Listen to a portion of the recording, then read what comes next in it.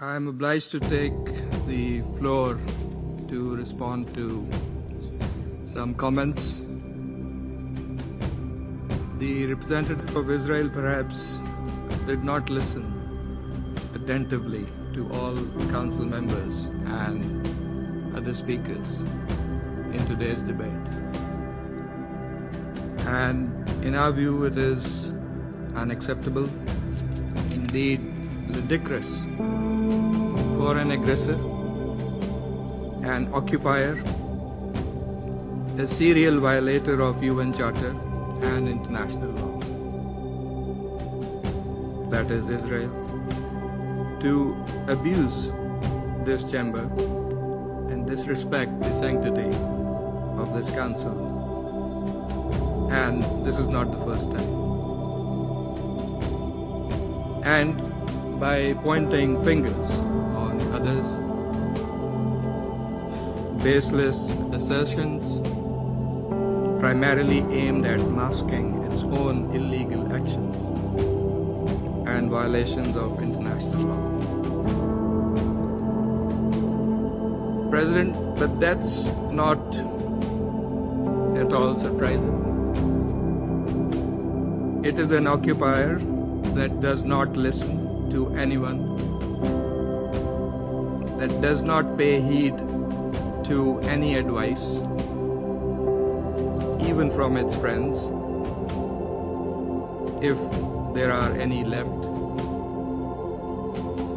that refutes, and not just refutes, it threatens members of the international community, international media, international human rights and humanitarian organizations,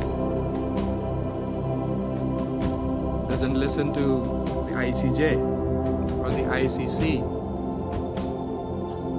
and threatens the UN and its senior officials. And it does that with impunity, shielded by its apologists who time and again acquiesce in its illegal actions and defiance of the international community.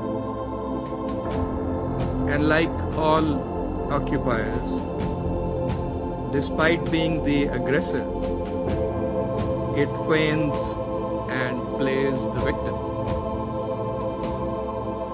But today it is totally exposed. President, this council has spent decades discussing the situation in the Middle East and the Palestinian question. Meeting after meeting, we devote hours to this agenda.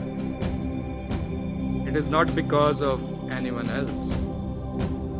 It is because of Israel that refuses to vacate its illegal occupation,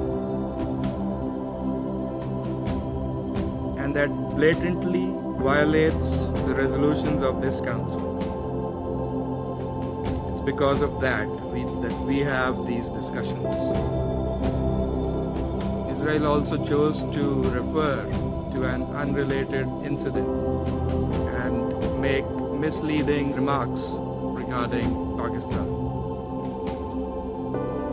in an effort to justify its own illegal actions and violations of international law. Pakistan's position on that incident has been clearly stated and is publicly available. The international community is well aware of Pakistan's frontline role and sacrifices in the international community's fight against terrorism. The entire world, including our partners, acknowledge that Al-Qaeda was largely decimated due to Pakistan's counterterrorism efforts. And we remain committed in this global, collective endeavor.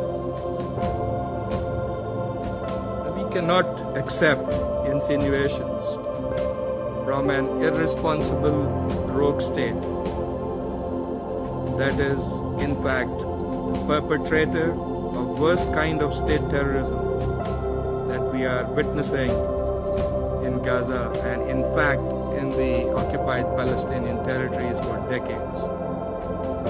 and we reject any false analogy, as has also been done by Gaddafi. For whatever way it interprets the statements in this council, the occupying power must go back and read carefully the statement issued by the Security Council today.